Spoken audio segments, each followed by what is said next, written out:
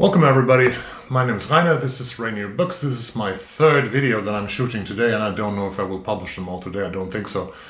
But there's a need of doing more, so I do more. And this is about the long list of the National Book Award for Young People, and I was so thrilled by seeing this beautiful long list that I want to share it with you. And I have always been interested in literature for young adults. People who know me know that many years ago I said that if I ever going to write a novel, it will be either a thriller or young adult novel.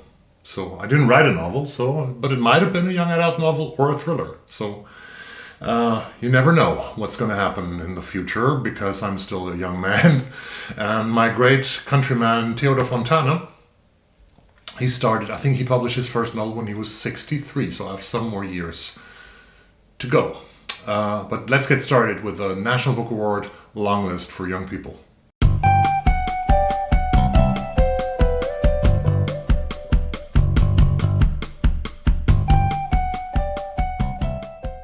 So basically, I think I'm going to show you the list by reading the blurbs, because I don't know much about the books. I read the blurbs once, and I was so fascinated by the list that I thought I have to share it with you.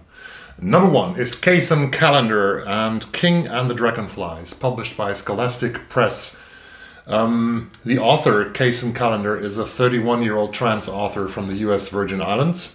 They have already won the Lambda Award, which is the LGBTQ award for literature, for their novel Hurricane Child. 12-year-old Kingston James is sure his brother Khalid has turned into a dragonfly. When Khalid unexpectedly passed away, he shed what was his first skin for another to live down the bayou in their small Louisiana town.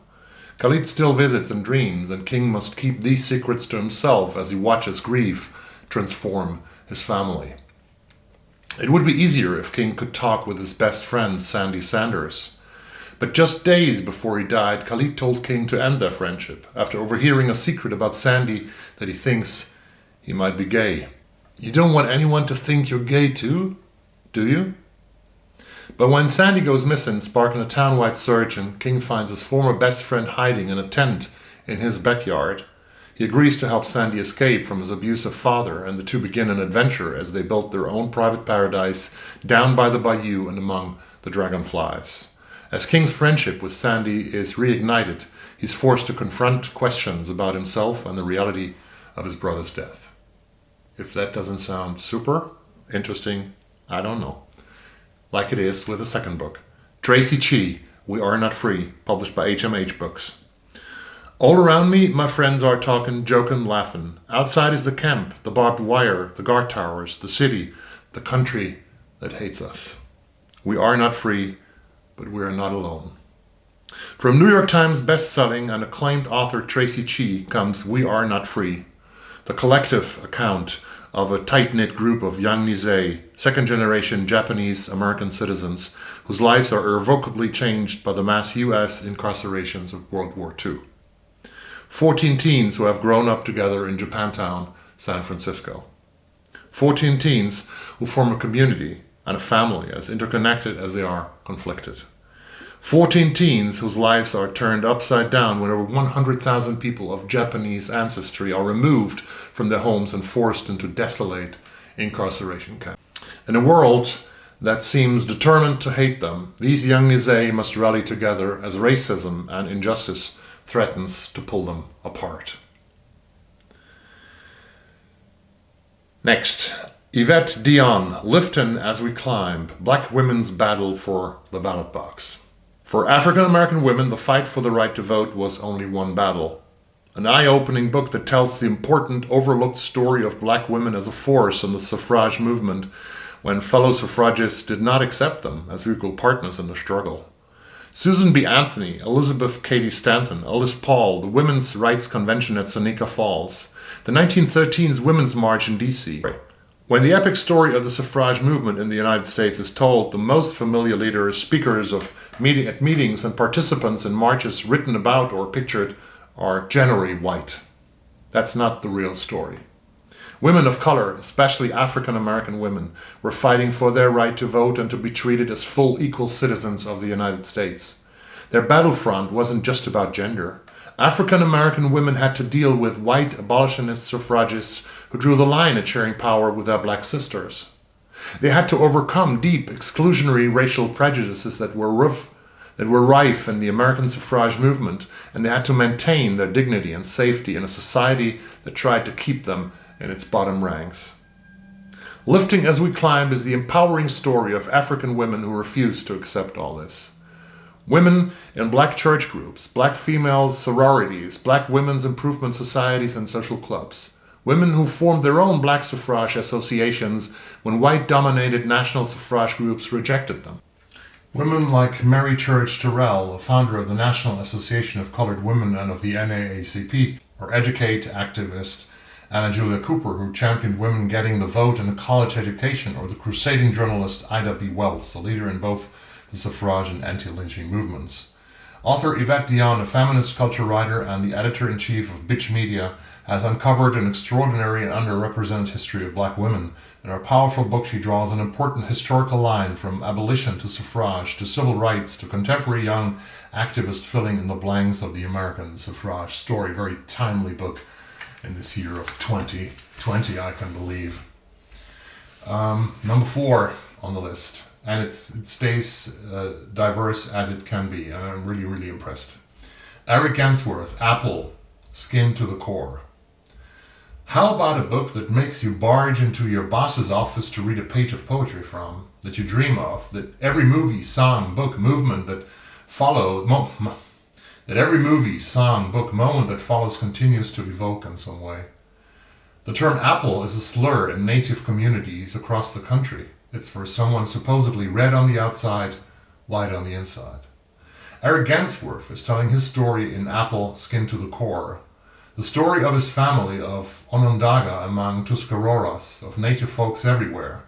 From the horrible legacy of the government boarding schools, to a boy watching his siblings leave and return, and leave again, to a young man fighting to be an artist who balances multiple worlds.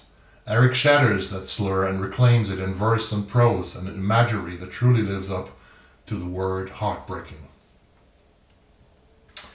Candice Lowe, Everybody Looking. Candice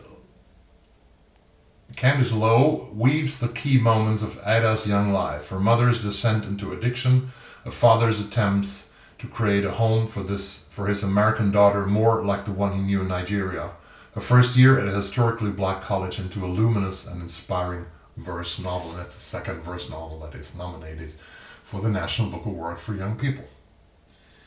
Victoria Jamieson and Omar Mohamed, When Stars Are Scattered. Omar and his younger brother Hassan, have spent most of their lives in Dadaab, a refugee camp in Kenya. Life is hard, there's never enough food, achingly dull and without access to the medical care Omar knows his nonverbal brother needs. So when Omar has the opportunity to go to school, he knows it might be a chance to change their future, but it would also mean leaving his brother, the only family member he has left, every day. Heartbreak, hope, and gentle humor exists together in this graphic novel about a childhood spent waiting and a young man who's able to create a sense of family and home in the most difficult of settings. It's an intimate, important, unforgettable look at the day-to-day life of a refugee, as told to New York Times best-selling artist Victoria Jamieson by Omar Mohamed, the Somali man who lived a story. Marcella Pixley, Trowbridge Road. In a stunning novel set in the 1980s, a girl with heavy secrets awakens her sleepy street to the complexities of love and courage. It's the summer of '83 on Trowbridge Road, and June Buck Jordan is hungry. Months after her father's death from complications from AIDS, her mother has stopped cooking and refuses to leave the house, instead locking herself away to scour at the germs she believes are everywhere. June Buck threatens this precarious existence by going out into the neighborhood, gradually befriending Ziggy, an imaginative boy who's living with his Nana Jean after experiencing troubles of his own.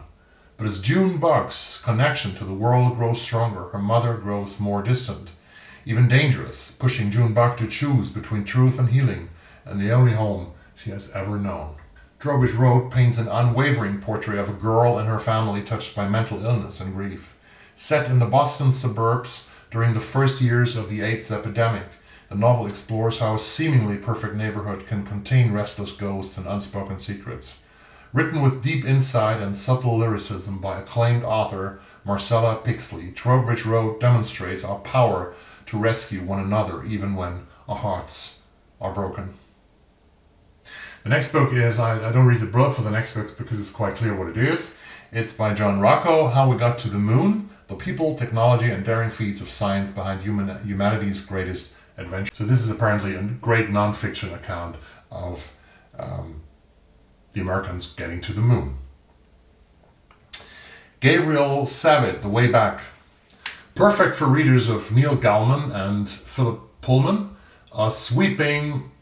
Neil Gaiman and Philip Pullman, a sweeping historical fantasy that follows two teens on a journey through the far country, a Jewish land of spirits and demons. For the Jews of Eastern Europe, demons are everywhere, dancing on the rooftops in the darkness of midnight, congregating in the trees, harrying the dead, even reaching out to try and steal away the living.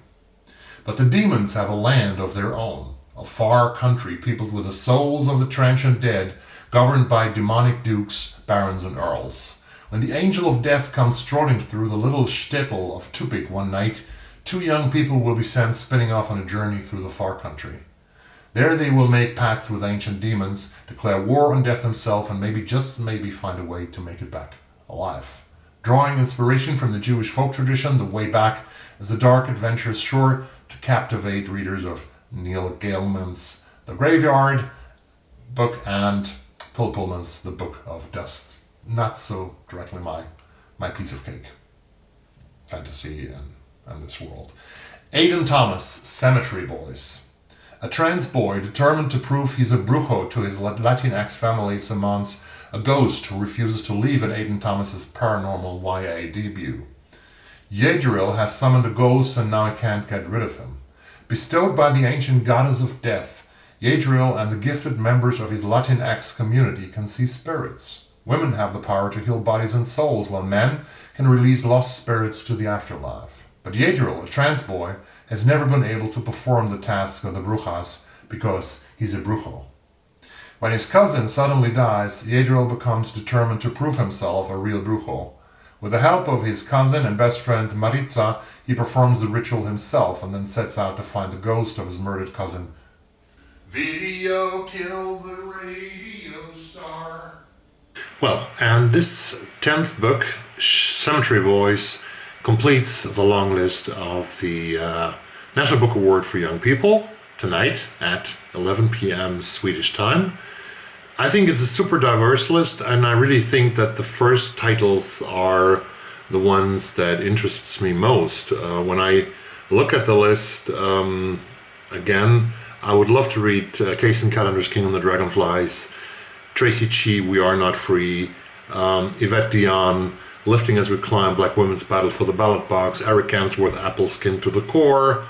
Those four books are super interesting, as well as the refugee story that Victoria Jamieson has drawn from Omar Mohamed's story, When Stars Are Scattered. And so I have 5 books that really catch my interest in a very strong way on that list. So it's a beautiful list for young people. If you have kids, if you have young adults, make them read 1, 2, 3 titles. And this was this video for today. Thank you very much for watching, and see you soon. Bye bye.